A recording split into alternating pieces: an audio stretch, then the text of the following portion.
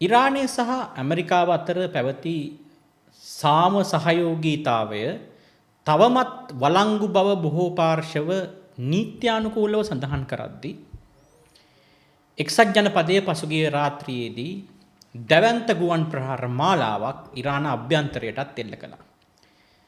ඒ අනුව නීතියට ප්‍රකාරව මේ රාජ්‍ය දෙකේ නායකත්වයේ විසින් එළඹි මේ අවබෝධතා ගිවිසුම කොයි තත්ත්වයේ තිබෙනවා යයි ඔය නීති විශාරදයන් සෛද්ධාන්තිකව කිව්වත් දැන් මේ වෙනකොට ඒ සටන් විරාම ගිවිසුමේ අර අපේ භාෂාවෙන් සඳහන් කරනවා නම් කෑලිත් නැහැ.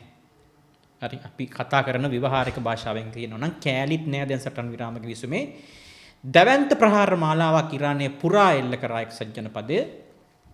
මේකට ඇමරිකාව යොදාගත්තා US CENTCOM එකේ සහ AP නිවුස් වල සඳහන් පරිදි ඇමරිකාව මේකට එයා ප්ලැට්ෆෝම්ස් වර්ග දෙකක් යොදාගෙන තිනවා. ගොඩබිම සිට දියත් කරන ලද ස්ටෙල්ත් එයාක්‍රාෆ්ට් වලින් එල්ල කරන ලද ප්‍රහාරයක් තියෙනවා. ඒ වගේම B1 Lancer බෝම්බ හෙළන ගුවන් යානාව සමහර ඒවා එක්සත් රාජධානියේ සිට පැමිණි බව සඳහන් වෙනවා. ඊට අමතරව ප්‍රිසිෂන් ස්ට්‍රයික් ප්ලැට්ෆෝම්ස් ඒ කියන්නේ ඔය ගත්තොත් එහෙම බැලිස්ටික් ක්‍රූස් මිසයිල් ප්‍රහාර වගේ දේවල් නෞකාවල සිට එල්ල කරලා තිනවා. මේ කලාපය තුල නෞකා 20ක් පමණ මේ ප්‍රහාරවලට සහභාගී විය හැකි තැන්වල ස්ථානගත කරලා තියෙනවා ඇමරිකාව. ඒට අමතරව ගුවන් යානා 142ක් පමණ ඊයේ රාත්‍රියේ පුරා පැවති ප්‍රහාරවලට එක් වූ බව සඳහන් වෙනවා. ඉරානය පාර්ශවයෙන් ඉරානය ඇමරිකාව සහ ඇමරිකානු හමුදා කන්දවුරු වලට සහ ඇමරිකානු දේපළවලටත් ඇමරිකානු මිත්‍ර රාජ්‍යයන් වන පර්සියන් ගල්ෆ් කලාපයේ රාජ්‍යයන්ටත් තමන්ගේ රොකට් මිසයිල් එල්ල කරා නෞකානාශක මිසයිල් සහ රොකට් මිසයිල් එල්ල කළා. ඊයේ දිනේදී වාර්තා වුණා කටාර් රාජ්‍ය, ඕමාන් රාජ්‍ය සහ සෞදි අරාබිය වතා 13කදී ඉරානය දෙසින් පැමිණි යම් ප්‍රොජෙක්ටයිල් වෙපන්ස් නැත්නම් ප්‍රක්ෂිප්ත අවි බිම දැමූ බව වතා කිහිපයක් ඒ සඳහා ඒ අයට තමන්ගේ ජනතාවට අදාළ පණිවිඩය සබා දෙන්නත් සිදු වෙලා තිබෙනවා. මේ තත්ත්වය කෙසේ වෙතත් වඩා දරුණු හානිය ඊයේ දවසේදී සිදු වෙලා තියෙන ඉරානයට ඉරාන ජනරජ කියන්නේ ඉස්ලාමික ජනරජ විප්ලවීය හමුදාව ලෙස හඳුන්වන ඒ බලකායේ සෙබළුන් 38 දෙනෙකු පමණ ඝාතනයට ලක් වූ බව විවිධ ආරංචි මූලාශ්‍ර සඳහන් කරනවා. ඊට අමතරව ඒ අය අතරේ ඒ ජනරජ බලකායේ විප්ලවීය බලකායේ නායකත්වය නායකයන් කීප දෙනෙකුත් සිටින බව සඳහන් කරනවා. සමස්තයක් හැටියට විශාල ඊටාම දැවැන්ත දේපල හානියක් සිදු වී තිබෙන බවටත් සඳහනක් තිබෙනවා. කොහොමුණත් ඇමරිකාව ඊයේ රාත්‍රිය පුරා එල්ල කරන ලද දැවැන්ත ගුවන් ප්‍රහාරයට ඉලක්ක කරගත්තේ මොන වගේ ප්‍රදේශද? ඒ ඉලක්ක කර ගැනීම තුළ ඔවුන්ගේ උපාය මාර්ගික සැලැස්මක් තිබුණා. ඒ අය ඉලක්ක කරගත්තේ දැන් ඇමරිකාව ඉලක්ක කරගත්ත ප්‍රධාන වශයෙන් ඉලක්ක 10කට සමස්තයක් හැටියට මේ ඉලක්ක 10 කියලා කියන්නට නෙමෙයි ප්‍රහාර එල්ල කළේ. සමස්තයක් හැටියට ඉලක්ක 91කට ප්‍රහාර එල්ල වුණා කියලා කියනවා. නමුත් මේ ප්‍රධාන ප්‍රදේශයන් 10ක් වටා තිබෙන ඉලක්ක වලට තමයි ඇමරිකාව මේ ප්‍රහාර එල්ල කළා තියෙන්නේ. බණ්ඩර් අබ්බාස් කියලා හඳුන්වන ඉරානයේ සතු විශාලතම නාවික හමුදා කඳවුර. ඒ වගේම ඉරාන නාවික හමුදාවට අයත් පුපුරණ ද්‍රව්‍ය පොළොව යට ගබඩා කර තබන ලද ඊට අමතරව ඉරාන නාවික හමුදාවට අයත්ව තිබූ සබ්මරීන් දැන් මේවා විනාශ කළ බව ඇමරිකාව සඳහන් කරනවා. මේට කලින් මේ වතාවේදී යුද්ධය ආරම්භ වන්නට කලින් ඒ කියන්නේ ඊයේ පෙරේදා දිනවලදී ප්‍රහාර එල්ල වන්නට පෙරයි මේ සබ්මරීන විනාශ කළ බව සඳහන් කරන්නේ. ඒවා තමන්ගේ ජැටිවලදීම විනාශ කළ බව එක්සත් ජනපදයේ කියනවා. නමුත් බණ්ඩර් අබ්බාස් කියන අති විශාල නාවික හමුදා පරිශ්‍රයක්, ඒක කිලෝමීටර් ගණනක් දිග නාවික හමුදා පරිශ්‍රයක් පොළොව යටත් තිබෙනවා. එහි එක්ස්ප්ලෝසිව් ඩිපෝ එකක් නැත්නම් පුපුරණ ද්‍රව්‍ය ගබඩා කර තබන පොළොව යට ගබඩාවක් ඉලක්ක කරගෙන තමයි මේ ගුවන් ප්‍රහාරය එල්ල වුණේ කියලා කියනවා. එයින් විශාල හානියක් සිදු වූ බව එක්සත් ජනපදයේ සඳහන් කරනවා. ඊට අමතරව ජූලි මාසයේ 7 වෙනිදා සිට මේ දක්වා මේ බණ්ඩර් අබ්බාස් නාවික හමුදා කඳවුර අවට තිබුණ ඉරාන IRGC එකට අයත් නැත්නම් ඉස්ලාමික් රෙවොලූෂනරි ගාඩ් කෝ එකට අයත් වේග බෝට්ටු 60කට ආසන්න සංඛ්‍යාවකුත් මේ ගුවන් ප්‍රහාර සහ මිසයිල් ප්‍රහාර මගින් හඳුනාගත් ඉලක්ක ලෙස විනාශයට පත් වී තිබෙන බව සඳහන් කරනවා. ඊළඟට සිරීක් කියන ප්‍රදේශය මේ දකුණු දිග ඉරානයේ දැන් ඔබට මම පොඩි සිතියමක් මේ අවස්ථාවේදී ෂෙයා කරන්න කැමතියි. මෙන්න මේ මේ සිතියම අරගෙන බලන්න පළමුව ඊළඟට මෙන්න මේ දෙවන සිතියම අරගෙන බලන්න. ඔය අංක දෙකෙන් සඳහන් වෙන්නේ සිරීක් කියන ප්‍රදේශය වඩා හොඳින් මෙන්න මේ සිතිය මේක සඳහන් වෙනවා. මේ සිරීක් කියන ප්‍රදේශයේ තිබෙන මේ දකුණු දිග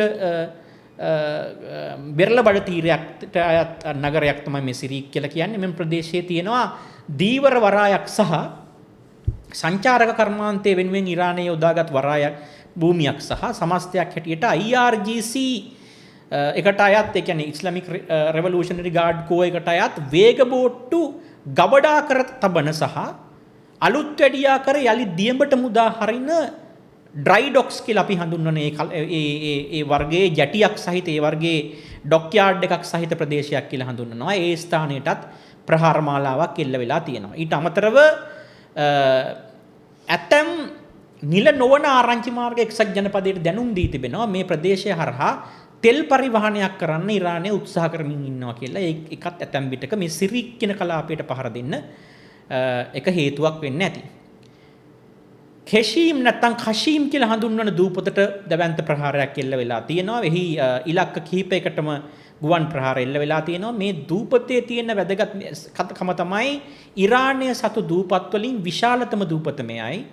ඊට අමතරව මේ ඉරානයට හෝමුස් සමුද්‍ර සංධියට ප්‍රවේශය ලබා ගැනීම සඳහාත් හෝමුස් සමුද්‍ර සංධියේ ඉරාන නාවික යාත්‍රාවල පෙට්‍රෝල් යන ඒ කියන්නේ මුර සංචාරයට යන නාවික නිලධාරීන් වැඩි පිරිසකට ඒ බෝට්ටු වලට නැග ගන්න පහසුකම් තියෙන්නේ මෙන්න මේ දූපතෙන්. ඒ වගේම ඒ දූපතේ සිට ඒ බෝට්ටු වලට වුන් නැග්ගහම ඔවුන්ගේ ගමන සෑහෙන දුරකට කෙටි වෙනවා. ඔවුන්ගේ ගමන සෑහෙන දුරකට පහසු වෙනවා මේ ආකාරයට මේ දූපතේ සිට පිටත් වුණාම. අන්න නිසා ඒ දූපතේ තියෙන ඉරාන නාවික හමුදාවේ ඉරාන IRGC එකේ නේවල් ෆැසිලිටිස් නැත්තම් නාවික කලාප කිහිපයකට නැත්තම් නාවික පහසුකම් කිහිපයක් විනාශ කර දමන්න එක්සත් ජනපදයේ ගුවන් ප්‍රහාර එල්ල කර තිබෙනවා. ඊළඟට අපි දකිනවා බුෂීර් කියන ප්‍රාන්තයේ. බුෂීර් ප්‍රාන්තයට කලින් වතාවත් ප්‍රහාර එල්ල වුණා. න්‍යෂ්ටික බලාගාරයක් මේ බුෂීර් කියන පළාතේ තිබෙනවා. ඊට අමතරව අර බුෂීර් කියන පළාතටම තමයි අර ගුවන් නියමුවා අතුරුදහන් වෙච්ච වෙලාවේදී ඇමරිකාව රෙස්කියු මිෂන් එකකට ගියේත් ඒ වගේම න්‍යෂ්ටික බලාගාරයේ ආසන්නයේ වෙඩි තබන්නත් ප්‍රහාර එල්ල කරන්නත් එක්සත් ජනපදයේ උත්සාහ කළා. ඊට අමතරව ඊශ්‍රායලය ඉරානයට ගුවන් ප්‍රහාර එල්ල කරන සමයේ ඉරානයේ මේ ප්‍රදේශයට ඍජු ගුවන් ප්‍රහාර කිහිපයක් එල්ල කරා. ඉතින් ඊයේ දිනේදීත් බුෂීර් ප්‍රදේශයට ඒ වගේ ප්‍රහාරයක් වාර්තා වෙනවා. ඒ ප්‍රහාරයෙන් දැඩි හානි සිදු වූ බව සඳහන් කරනවා. ඊළඟට කාබහාර් නැත්නම් චබහාර් කියලා හඳුන්වන කාබහාර් කියලා සමහරක් පිරිස් හඳුන්වනවා. ඉංග්‍රීසියෙන් චබහාර් කියලා හඳුන්වන ප්‍රදේශය මේකත් දකුණු දිග ඉරානයේ වෙරළාශ්‍රිත නගරයක්. ඊට අමතරව දීවර වරායක් තිබෙන ප්‍රදේශයක්. මේ දීවර වරායන්ට ඇමරිකාව ගුවන් ප්‍රහාර එල්ල කරන්නේ දීවර බෝට්ටු විනාශ කිරීමේ අරමුණින් නෙමෙයි. IRGC එක විසින් Tamanගේ වේග ප්‍රහාර යාත්‍රා බේරා ගැනීම සඳහා මේ දීවර බෝට්ටු තිබෙන කලාපයන්ට ගෙන ගොස් සේවායේ රඳවා තබන්නට දරන ලද උත්සාහයක් තිබෙන නිසා ඒවා චන්ද්‍රිකා ඡායාරූප මගින් සහ ගුවන් දත්ත මගින් තහවුරු කර තිබෙන නිසා තමයි එක්සත් ජනපදයේ මේ ඉලක්ක වෙත පහර එල්ල කරන්නේ. යම් හේයකින් මේ දහසකටත් වැඩි වෙජන් තිබෙන මේ වේග බෝට්ටු බලගණය ඒ කියන්නේ IRGC එකේ නාවික පිටකොන්ද බඳුව තිබෙන මේ වේග බෝට්ටු බලගණය ඔවුන්ට සම්පූර්ණයෙන්ම වගේ අහිමි වුණොත් ඒවා විනාශ වී ගියොත් යුදමය වශයෙන් උපාය මාර්ගික බරපතල අර්බුදයකට IRGC එක යනවා හෝමුස් සමුද්‍ර සංධිය පාලනය කර ගැනීමේදී. හෝමුස් සමුද්‍ර සංධිය පාලනය කර ගැනීමේදී ඔවුන්ට මේ රොකට් මිසයිල් සංචිතය පමණක් මදි. ඔවුන්ට රොකට් මිසයිල් තිබිය යුතුයි ඔවුන් වෙනත් පැතිවල පෙරමුණු වලින් සතුරාට මුහුණ දෙනකොට. ඒ කියන්නේ එක්සත් ජනපදයේ හෝ ඊශ්‍රායලයට මුහුණ දෙන්න ඔවුන්ට මේ රොකට් පෙරමුණු තිබිය යුතුයි වෙනත් පැතිවල. හෝමුස් සමුද්‍ර සංධිය පාලනය කරන්නත් මේ රොකට් ෆෝසස් පමණක් මේගොල්ලෝ යොදාගත්තොත් මේ මිසයිල් ටික විතරක් යොදාගත්තොත් එහෙම ඔවුන්ගේ ඒ සම්පත ඉක්මනින්ම ෂේ වී යන්න පුළුවන්. ඒ නිසා ඔවුන්ට උපාය මාර්ගිකව හෝමුස් සමුද්‍ර සංධිය පාලනය කරන්න තියෙන බලවත්ම අවිය තමයි මොබිලිටි එක. නැත්තම් ඒ ජංගම ප්‍රහාරක හැකියාව ලබා දෙන අවිය තමයි ওই වේග විවිධ වර්ගයට අයත් දහසකට වැඩි වේග බෝට්ටු බලගණය. දැන් මේ වේග බෝට්ටු ටික මේ අයට යම් මොහොතකදී සම්පූර්ණයෙන්ම වගේ විනාශ වෙලා අහිමි වෙලා ගියොත් එහෙම ඒ අයට හෝමුස් සමුද්‍ර සංධියේ පාලනයෙන් යුද විශේෂඥයන් පවසන ආකාරයකට 60-70 අතර ප්‍රමාණයක් පාලනය කිරීමේ ශක්‍යතාවයෙන් පාලනයෙන් නෙමෙයි පාලනය කිරීමේ හැකියාවෙන් 60-70 අතර ප්‍රමාණයක් අහිමි වෙලා යන්න පුළුවන්.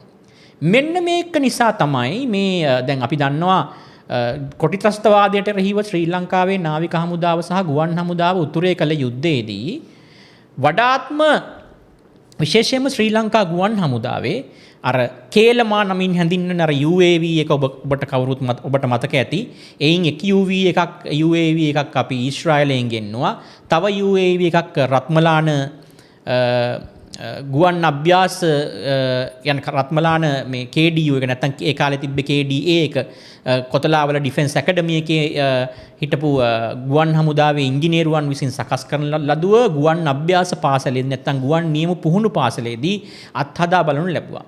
මේ යානා දෙකේම ඊලාම් යුද්ධයේ පවතිද්දි මේ යානා දෙකේම ප්‍රධානම ඉලක්කය වුණේ මුහුදු කොටි බලගණයේ සතුව එක් කොටින්ගේ එක් වරායන් වල සංගවා තිබූ සහ නැංගූරම්ලා තිබූ කොටින්ගේ වේග ප්‍රහාරක යාත්‍රා.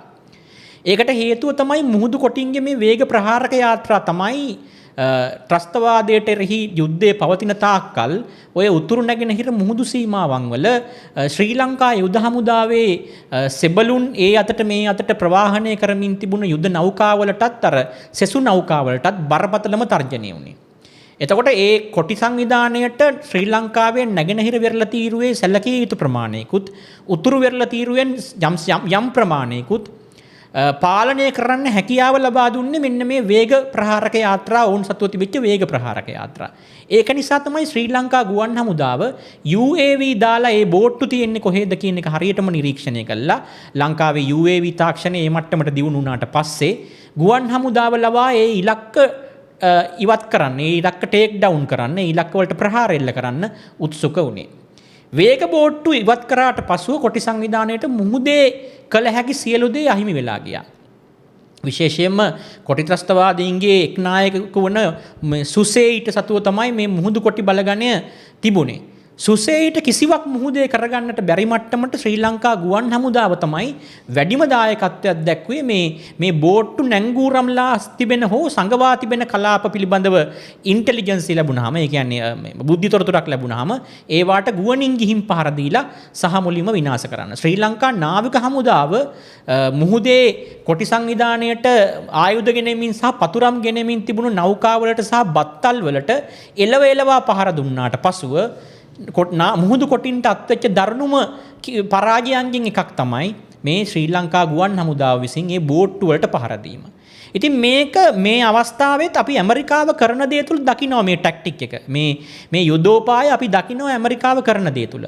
ඇමරිකාව දැන් උත්සාහ කරමින් ඉන්නේ මේ ඉරානයේ විසින් මුහුදට බස්සන්න පුළුවන් වේග ප්‍රහාරක යානා එක්සත් ජනපදයේ විසින් කරමින් ඉන්නේ ඉරානයේ මුහුදට බස්සන්න පුළුවන් වේග ප්‍රහාරක යානා රඳවා තිබෙන ස්ථානයන් වල නැංගූරම්ලා තිබෙන ස්ථානයන් වල විනාශ කර දැමීම. අන්න ඒක තමයි මේ චාබහාර්, එතකොට කේෂිම් අයිලන්ඩ් වගේ ස්ථානවල, සිරීක් වගේ ප්‍රදේශවල, බණ්ඩර් රබ්බාස් වල නාවුක ඉලක්ක වෙත මම ඊළඟට යන්නේ කොනාක් ප්‍රදේශය, කොනාරක් ප්‍රදේශය. මේ කොනාරක් කියන්නේ බොහොම පැරණි තොටමුණයක් ඉරානයේ සතුව තිබෙන. ඉරානයේ පර්සියාව ලෙස හඳුන්වන, පර්සියාව කියන්නේ එක්තරා විදිහකට ටිකක් ග්‍රීකයන් විසින් යොදන ලද ටිකක් අපහාසාත්මක නමක් කියලා කියනවා. ඒ වුණත් පර්සියාව කියන එක තමයි අපි ටිකක් පොදුවේ පාවිච්චි කරන්නේ වැඩිපුරම මේ ඉතිහාසය ගැන කතා කරනකොට. එතකොට පර්සියාව සමයේ සිටම දීවර වරායක් හැටියටත් වෙළඳ වරායක් හැටියටත් මේ කොනාරක් ප්‍රදේශය ප්‍රසිද්ධයි. යන්නේ ප්‍රදේශයටත් ගුවන් ප්‍රහාරයක් එල්ල වෙලා තියෙනවා.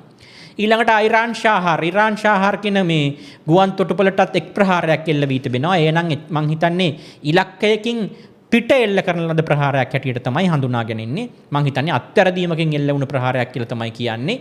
මොකද එම ස්ථානයේ මං හිතන්නේ බුද්ධි තොරතුරක් ලැබී තිබෙනවා. සෙන්ට්කොම් එකේ ගැන අද උදේ කියලා තිබ්බා. බුද්ධි තොරතුරක් ලැබී තිබෙනවා කියලා ඉරාන නායකයන් පාවිච්චි කරන ගුවන් යානාවක් තිබෙනවා කියලා. කෙසේ වෙතත් ඒ විනාශ වූවාද කියන එක පිළිබඳව පසුව තොරතුරක් නැති බව තමයි තවමත් දැනගන්නට තිබෙන්නේ. ඊට අමතරව මේ ගෝලස්ථාන් ප්‍රදේශයේ දුම්රිය මාර්ගයකට ප්‍රහාරයක් එල්ල වෙලා තියෙනවා.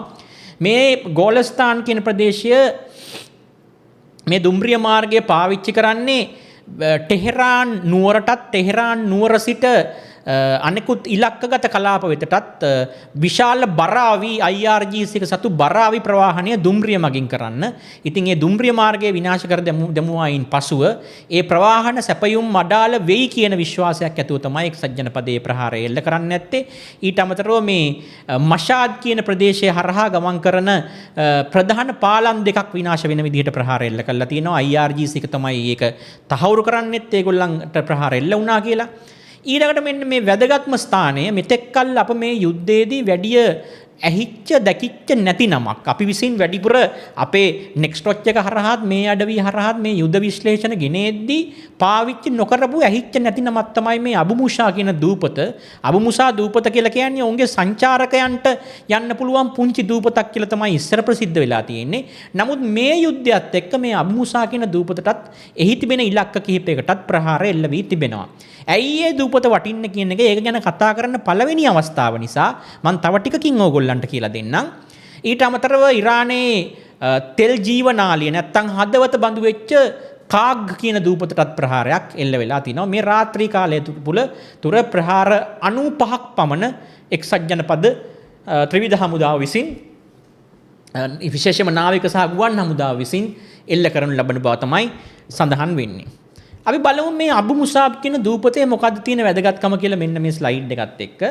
ඔයාලට පේනවා මෙන්න මේ අබු මුසා කියන දූපත තියෙනවා. දැන් ඔයගොල්ලන්ට ප්‍රධාන දූපත් තුනක් තියෙනවා. තුනාබ් කියන දූපත් තියෙනවා. අර කේෂම් කියන දූපත නැත්නම් කෂීම් කේෂම් කොයි එක කිව්වත් කමක් නැහැ. මේ වචනේ එල්ලෙන්න එපා මෙතන ඇවිල්ලා. කාෂීම් කේෂම් කියන වචන දෙකම පාවිච්චි කරනවා මේ ඉරානයේ. මේ කාෂීම් දූපත ඕගොල්ලන්ට පේනවා ඉරානයට ආසන්නයේම අර බණ්ඩර් අබ්බාස් කියන නාවික හමුදා කඳවුරත් එක්කම වගේ තියෙන විශාලම දූපතක් හැටියට එතන තියෙනවා. ඊට පල්ලෙහායින් පුංචි අර ඔරායන්ගේ බඳපටියේ තරුතුන වගේ. අපි ඔරායන් රාශිය දිහා බැලුවාම ඒ දඩයක්කාරයාගේ බඳපටියේ තරුතුනක් තියෙනවනේ. අන්න ඒ තරුතුන වගේ දූපත් තුනක් මෙතනක් තියෙනවා. ඔයාලට පේනවා මේ අබු මුසා කියන දූපත කොච්චර මේ හෝමුස් සමුද්‍ර සංධියේ කේන්ද්‍රගත වෙලාද තියෙන්නේ කියලා. මේ තුනාබ් සහ අබු මුසා කියන දූපත් තුනම තියෙන. ග්‍රේටර් තුනාබ් නැත්නම් මහා තුනාබ් අර අපේ මහා රාවණා කුඩා රාවණා වගේ මේ ග්‍රේට් මහා මුසා තුනාබ් ලෙසර් තුනාබ් නැත්නම් කුඩා තුනාබ් කියන දූපත් දෙකට අමතරව ඔය පල්ලෙහා තින්නේ අන්තිමටම තියෙන්නේ පල්ලෙහා අබු මුසා කියන දූපත.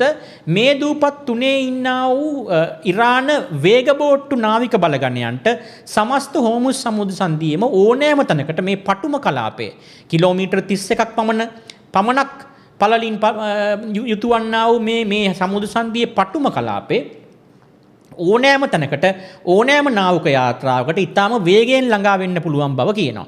දැන් ඕගොල්ලන්ට පේනවා මෙතන මේ හෝමුස් සමුද්‍ර සංධිය මේකේ තියෙන හැටි. ඉතාම පටු නාවික කලාපයක් තියෙනවා. ඔය නාවික කලාපයේ ඔය දෙවනි නැවතීරුවට වඩා උඩින් තියෙන්නේ ඉරානය විසින් පාලනය කරනු ලබන ඒ හෝමුස් සමුද්‍ර සංධියේ නාවික කලාපේ. ඊට ඒ නැවතීරුවට යටින් තියෙන්නේ ඕමානය විසින් පාලනය කරන හෝමුස් සමුද්‍ර සංධියේ නාවික කලාපේ. මේ ඉරානය විසින් පාලනය කරනු ලබන මේ නාවික කලාපයේ හරහා යන මුහුදු යාත්‍රාවලට ඊටාම ඍජුව සහ ඊටාම වේගයෙන් වෙනත් කිසිවෙකුටත් කිසිම ආකාරයක ප්‍රතිචාරයක් දක්වන්නට පෙර හැකි ඉක්මනට ප්‍රතිචාරයක් දක්වලා ඒ නෞකා අත්පත් කර ගැනීම හෝ අර වේගබෝට්ටු IRGC එක සතු වේගබෝට්ටු වල තියෙන මිසයිල් විදිනියන් රොකට් විදිනියනුත් තියෙනවා. ඒවා පාවිච්චි කරලා නැව් විනාශ කර දැමීම හෝ කරන්න ඊටාම සුදුසු යෝග්‍ය යුද කඳවුරු තුනක් තමයි ඔන්න ඔය කියාපු දූපත් තුනේ තියෙන්නේ. ඉරානයට ඒ තුන ඉතාම ස්වභාවිකව ලැබී තිබෙනවා මේ කලාපයේ මේ මුහුදු තීරුව පාලනය කරන්න. දැන් මේවායේ සිට ගියපු මිසයිල් විදින නැත්නම් රොකට් විදිනයන් සහිත වේගබෝට්ටුවක් කිව්වහම අපිට ස්පීඩ් බෝට් එකක් කිව්වහම මතක් වෙන්නේ මැෂින් ගන් එකක් නැත්නම් ගන් මවුන්ටඩ් ස්පීඩ් බෝට් විතරයි. අපි ඩෝරා යාත්‍රාව තමයි මුලින්ම හිත නගාගන්නේ. නමුත් සමහර වේගබෝට්ටු තියෙනවා විශේෂයෙන් මේ ඉරානයේ සතුව තිබෙනවා රොකට් විදිනයන් නැත්නම් මිසයිල් විදිනයන් රැගෙන යන්න පුළුවන් වේගබෝට්ටු. අන්න එවැනි වේගබෝට්ටු වලට හැකි ඉක්මනින් ගිහිල්ලා නෞකාවක් විනාශ කර දමන්න මේ ස්ථානයේ ඉඳන් පුළුවන්. ඔය ඉරානයේ ගොඩක් වෙලාවට රොකට් විදිනවා කියලා කියන්නේ පහර දෙනවා කියලා කියන්නේ නැව්වලට මේන්ලෑන්ඩ් ඉරාන් නැත්තම් ඉරානයේ හද භූමියේ සිට නෙමෙයි මෙන්න මේ දූපත්වල නැංගුරම් ලාගෙන ඉන්න වේග බෝට්ටු පිටත් වෙලා ඒ බලගණයන් විසින් තමයි ඒ ප්‍රහාර එල්ල කරනවා කියලා කියන්නේ. ඉතින් මේ දූපතේ සිට මොනවද කරන්නේ? IRGC නාවික හමුදාව මේ දූපතේ සිටිනවා. ඊට අමතරව නෞකානාශක මිසයිල විදීමේ මිසයිල අටලු එහෙමත් නැත්නම් මිසයිල් ලොන්චින් ප්ලැට්ෆෝම්ස් මෙන්න මේ කුඩා දූපතේ තියෙනවා. ඊට අමතරව සමස්තයක් හැටියට ඔයාලට පේනවා ඒක කොහොමද ස්ථානගත වෙලා තියෙන්නේ කියලා මේ හෝමුස් සමුද්‍ර සංධිය හරි මැද එයා ඉන්නේ. ඒ දූපතේ සිට රේඩා ඇන්ඩ් සර්වේලන්ස් නැත්තම් මේ කබට කලාපේ රේඩාර් පද්ධති සහ වෙනත් නිරීක්ෂණ පද්ධති මගින් නිරීක්ෂණය කරන්න හොඳම පහසුකම ලබා දීලා තිනවා ඉරානයට ස්වභාවිකවම මෙන්න මේ දූපත. ඉතින් මේ දූපතේ තියෙන ඒ වගේ රේඩාර් මධ්‍යස්ථානවලට නිරීක්ෂණ මධ්‍යස්ථානවලට චන්ද්‍රිකා sannivedana මධ්‍යස්ථාන සහ ඒ ඩවුන් ලින්ක් අප් ලින්ක් වලට ඒවට තමයි ඊයේ රාත්‍රියේ මේ දූපතට එල්ල වෙච්ච ගුවන් ප්‍රහාරවලදී සහ ක්‍රූස් මිසයිල් ප්‍රහාරවලදී ඇමරිකාව ඒවා තමයි ඉලක්ක කරගෙන තියෙන්නේ විනාශ කර දමන්න. ඉතින් ඒවා සැලකිය යුතු තරමට සාර්ථක වූ බව සෙන්ට්කොම් සඳහන් කරනවා US සෙන්ට්කොම් එක සඳහන් කරනවා. ඉතින් මේ හෝමුස් සමුද්‍ර සංධිය කියලා කියන්නේ ලෝක තෙල් සැපයීමේ චෝක් පොයින්ට් එකක්. එහෙම නැත්නම් බෙල්ල මුලින් අල්ලා රඳවා තබාගෙන හුස්ම හිර කරන ස්ථානයක් තමයි මේ හෝමුස් සමුද්‍ර සංධිය කියලා කියන්නේ. ඉතින් ඒක චෝක් පොයින්ට් එකක් හැටියට තවත් වැදගත් වෙන්නත් මෙන්න මේ කියාපු මේ දූපත් තුන වැදගත් වෙලා තියෙනවා අනිවාර්යයෙන්ම මේක චෝක් පොයින්ට් එකක් හැටියට වඩා එස්ටැබ්ලිෂ් වෙන්න. ඉතින් දැන් තවමත් නෞකා මේ නෞකා වලින් බැරල් මිලියන 20ක් මේ කලාපය හරහා දිනකට අරගෙන ගියපු මේ ලෝක තෙල් සැපයුමෙන් 25%ක තෙල් සපයන මේ හෝමුස් සමුද්‍ර සංධිය පසුගිය සති කිහිපයක කාල සීමාව තුළ යම්කිසි සහන් එළියක් දුටුවා මේ යුද්ධයට සම්බන්ධ පාර්ශව දෙකේ තුවක්කු නිහඬව ගියාට පස්සේ එකඟතාවයකින්. නමුත් දැන් මේ වෙනකොට ඒ සහනේ සම්පූර්ණයෙන්ම ගිහිල්ලා නෞකා විශාල ප්‍රමාණයක් තවමත් රැඳී ඉන්නවා සිරවී සිටිනවා මේ හෝමුස් සමුද්‍ර සංධියේ අභ්‍යන්තර කලාපේ උන්ට එළියට එන්න කිසිම හැකියාවක් නැහැ. ඉතින් මේකෙන් පාඩමක් ඉගෙන ගත්ත පර්සියානු ගල්ෆ් කලාපේ රටවල් විශාල තෙල් නල පද්ධති සහ ගොඩබිම් මාර්ග වලින් තෙල් ගෙන යාම සඳහා දැන් විකල්ප මාර්ග පද්ධති සොයා බලමින් ඉන්නවා. ඉතින් ඉරානය එක්තරා විදිහකට මේ වතාවේ මේ යුද්ධය මේ වතාවේදී නම් ඉරානයට ගණන් වැරදුනාදෝ කියන එක ගොඩාක් දිනට හිතන දෙයක් තමයි. මොකද ඉරානය තමයි මේ වතාවේදී මේ සාම වෑයම තිබියදී මේ වැඩපිළිවෙල පටන් ගත්තේ. සමහරු ඒකට කියනවා ඊශ්‍රායලය ලෙබනනයට එල්ල කරන ප්‍රහාර නිසා ඉරානයට පසෙකට වී බලාගෙන ඉන්නට නොහැකි තත්ත්වයක් උදා වුණා. ඒ නිසා තමයි ඉරානය නැවතත් යුද්ධ භූමියට ආවේ කියලා. ඒක එහෙමනම් ඇත්තම කිව්වොත් ඊශ්‍රායලයේ අභිප්‍රාය වෙන්නත් ඇත්තෙත් ඊශ්‍රායලයේ ප්‍රධාන අභිප්‍රාය වෙන්නේ ලෙබනනයට පහර දීමේදී ලෙබනනේ යම් භූමියක් අත්පත් කරගෙන එය අපි විශ්වාස කරන දේ තමයි ඒ ග්‍රේටර් ඊශ්‍රායල් කියන ව්‍යාපෘතිය යටතේ තවත් යුදෙව් ජනතාව පදිංචි කරවන්න අවශ්‍ය කරන ඒ කොලනි නැත්තම් ඒ ජනාවාස බිහි කිරීමක් තමයි එතන කරන්න උත්සාහ කරමින් ඉන්නේ කියලා. ඒක දන්නේ ඔවුන් විතරයි අපිට තියෙන අනුමාන පමණයි. නමුත් ඒ අනුමානය සත්‍ය වුවත් නැතත් ඒ භූමිය ඊශ්‍රායලය විසින් සම්පූර්ණයෙන්ම අඩුම ගානේ හිස්බුල්ලා කාරයින්ගේ රොකට් ප්‍රහාර වලින් ගැලවෙන්න රොකට් වල රේන්ජ් එක පොඩ්ඩක් පස්සට දාන බෆර් සෝන් එකක් හැටියට නැත්නම් ආරක්ෂණ උපාංග සවිකරන ලද ආරක්ෂණ කලාපයක් හැටියට මේක පාවිච්චි කරනවා වෙන්න පුළුවන්. ඒ කෙසේ වෙතත් ප්‍රධානම අරමුණ වෙන්නේ ලෙබනනයේ භූමිය ලබා ගැනීම, ලෙබනනයෙන් තව භූමිය ලබා ගැනීම ඊශ්‍රායලයට. හැබැයි ද්විතීය කරුණක් ලෙස අනිවාර්යයෙන්ම ඉරානය මේ යුද්ධයට නැවත වතාවක් අදින්නේ ඒ කියන්නේ නැවත වතාවක් මේ යුද්ධයට ඉරානයට ප්‍රවේශ නොවී ඉන්නට බැරි තත්ත්වයක් උදා කිරීම ද්විතීය කරුණක් කියලා හඳුන්වන්න පුළුවන්. මම නැවතත් කිව්වොත් ඒ කියාපු දේ ලෙබනනයට පහර දීමේදී ඊශ්‍රායලය හොඳාකාරවම දන්නවා හිස්බුල්ලා සංවිධානයට පහර දීලා ඒ නායකකාරකාදීන් විනාශ කරගෙන යනකොට ඉරානයට නිකම් බලාගෙන ඉන්න බැරි බව. ඉරානය සතු ඍජු ප්‍රොක්සිය නැත්තම් ඍජු බලල් අත තමයි මේ හිස්බුල්ලා සංවිධානය කියලා කියන්නේ. ඒකට හිස්බුල්ලා සංවිධානයට දැඩි ලෙස පහර වදිනකොට ඉරානයට බලාගෙන ඉන්න බෑ. ඉරානයට අනිවාර්යයෙන්ම නැවතත් සටන් භූමියට එන්න සිද්ධ වෙනවා. ඊශ්‍රායලය කැමති නැහැ එක්සත් ජනපදයේ සහ ඉරානය අතර ගොඩනැගුණු ඒ අවබෝධතා කිවිසුමට. උන් කල්තබාම ඒට එරෙහිව අනතුරු ඇඟවීමක් කළා. ඊට අමතරව ඒගොල්ල කල්තබාම තමන්ගේ අප්‍රසාදය ගැන පළ කළා. ඉතින් එහෙම පළ කළා තියෙද්දිත් අර සාමය සටන් විරාම කිවිසුමක් යම් ප්‍රමාණයකට අවබෝධතා කිවිසුමක් එක්සත් ජනපදයේ සහ ඉරානය අතර ඇති වුණාට පස්සේ එදා සිට ඊශ්‍රායලය දිගින් දිගටම ලෙබනනයට පහර දීම කළේ ප්‍රාථමික අරමුණ නැත්තම් පළමු අරමුණ තමයි මේ භූමිය ලබා ගැනීම. දෙවැනි අරමුණ තමයි ඒ මෙහෙයුම් ඉදිරියට යද්දී හිස්බුල්ලා සංවිධානයට දිගට පහර වදිද්දී ඉවසාගෙන තවත් ඉන්න බැරි Tamanගේ ප්‍රතිරූපය වෙනුවෙන් කොහොම හරි නැවත වතාවක් සංග්‍රාම භූමියට පිවිසෙන්නට ඉරානයට සිදුවෙන බව වුන් දන්නවා. ඒක ඉරානය ලවා යුද්ධයට නෑවිත් ඉන්න බැරි තත්ත්වයක් ඇති කරගන්න තමයි මේ ප්‍රහාර දිගින් දිගට මෙල්ල කරන්නේ කියලා. ඒක ද්විතීය කරුණක්, දෙවන සෙකන්ඩරි ඔබ්ජෙක්ටිව් එකක් හැටියට හැතැම් අය හඳුනා ගන්නවා. ඒ සත්‍ය අසත්‍යතාවයේ කෙසේ වෙතත් ඉරානයට නැවත වතාවක් මේ සටන් විරාම ගිවිසුම සම්පූර්ණයෙන් පැත්තකට දාලා මේ ඉලක්ක 85කට මේ කලාපය තුල පහර දෙන්න සිදු වුණා. ඔවුන්ට නැවතත් යුද්ධයට එන්න සිදු වුණා. ඒතකොට ඊයේ රාත්‍රියේ එල්ල කරපු ප්‍රහාර ඊශ්‍රායලයට දැනුම් දීලා තමයි එල්ල කළේ කියලා US CENTCOM එක කියනවා. ඒ අනුව ඊශ්‍රායලයට දැනුවත් කිරීමක් කරලා තමයි මේ ඉරානයට ඊයේ රාත්‍රියේ එල්ල කරපු ප්‍රහාර එල්ල කළේ. දැන් මේ අවස්ථාවේදී ඉරානය තමන්ට යම්කිසි ආකාරයකට මේ තමන්ගේ පැත්තට මෙතෙක්කල් දෝලණය වෙමින් තිබිච්ච ඇතම් සාධක බොහෝ වෙලාවට දැන් අනිත් පැත්තට හරවා ගන්නවා මේ පළමු මැදිහත් වීම. දැන් මේ මැදිහත් වීමේදී පැහැදිලිවම පේන්න ඉන්නේ ඉරානයේ පැත්තෙන් තමයි පළමු සන්නද්ධ මැදිහත් වීම සිද්ධ වුණේ කියන්නේ. ලෙබනනයේ ඊශ්‍රායල් මෙහෙයුම් වලට එක්ක සමගාමීව හිස්බුල්ලා සංවිධානය තමන් විසින් නිරායුධ කරනවා කියලා ලෙබනන් රජය බාරගත්තා. එතකොට මේ පැත්ත හරිනම් සෛද්ධාන්තිකව මේ පැත්ත මේ දැන් ක්‍රමානුකූලව සාමකාමී වටපිටාවක් නිර්මාණය වෙමින් පවතින්න ඕන. හිස්බුල්ලා සංවිධානය නිරායුධ කරන්න ලෙබනන් රජයේ හමුදාවන්ට හැකියාවක් තිබේද නැද්ද කියන එක වෙනම කතන්දරයක්. නමුත් ඒ හරියේ තරමක හෝ සංහිඳියාත්මක තත්ත්වයක්, නිවුණු තත්ත්වයක් දකින්න ලැබෙන්න පුළුවන්. නමුත් ඉරානයට දැන් මේ කතා කරන මොහොතේදී ඉරානයට මේ යුද්ධයට නෑවිත් බැරි තත්ත්වයකට ඔවුන් පත් වුණා කියන එක තමයි බොහෝ අයගේ අදහස. නමුත් ප්‍රධාන වශයෙන්ම දකින්න තියෙන දේ තමයි එක්තරා විදිහකට ඉරානය තමන් පසුගිය කාල සීමාවන් තුල ඇමරිකානු යුද්ධ යාන්ත්‍රණය යම්කිසි කාල සීමාවකට පාලනය කර තබා ගැනීමේ හැකියාව ලැබුණාseම තමන්ගේ රජයේ පෙරලීමෙන් වළක්වා ගත්තා. රජයේ පෙරලා දමන්නට පෙර ඔවුන් ස්ටේල්මේට් එකකට ගිහිල්ලා කෙසේ හෝ මේ පැත්තෙන් තමන්ගේ භූමිය නතු කරගෙන ඉඳලා අවසානයේදී එක්තරා විදිහකට බැලු බැල්මට ජයග්‍රහණයකුත් ඒ වෑයම තුල ලබා ගත්තා. මේ ඇමරිකාව අවබෝධතාවගේ විසමකට ආවහම දැන් ඒ ඇඩ්වාන්ටේජ් එක ඒගොල්ල ගාව තිබිච්ච ක්‍රමානුකූලව ඒගොල්ලන් ටිකක් ඒගොල්ලන්ගේ පැත්තෙන් ටිකක් ඇග්‍රසිව් විදිහට මේ සටනට පිවිසීම නිසා ඒගොල්ලන් ඒ ඇඩ්වාන්ටේජ් එක ටික ටික අහිමි කරගනිමින් ඉන්නවා කියන එකයි පේන්නට තියෙන්නේ. මේ වතාවේදී ඉරානය තමයි පැහැදිලිවම පළමු ප්‍රහාරය එල්ල කළේ. ඒ එල්ල කිරීමත් එක්ක තමයි සටන් විරාම ගිවිසුම කියන එක සම්පූර්ණයෙන්ම අක්‍රීය ස්ථානයකට ගිහිල්ලා දැන් මේ වෙනකොට මිය යන්නට ආසන්නව තිබෙන්නේ. ඒතකොට මෙන්න මේ දේවල් ටික අපි පොඩ්ඩක් මතක තියාගන්න ඕන. මේ අබු මූසා කියන දූපතට අද රාත්‍රියේ ගුවන් ප්‍රහාරයක් දැන් මේ අපි කතා කරන වෙලාව වෙනුවටත් එල්ල වෙමින් පවතිනවා කියලා ජාත්‍යන්තර මාධ්‍ය ආයතන සඳහන් කරනවා.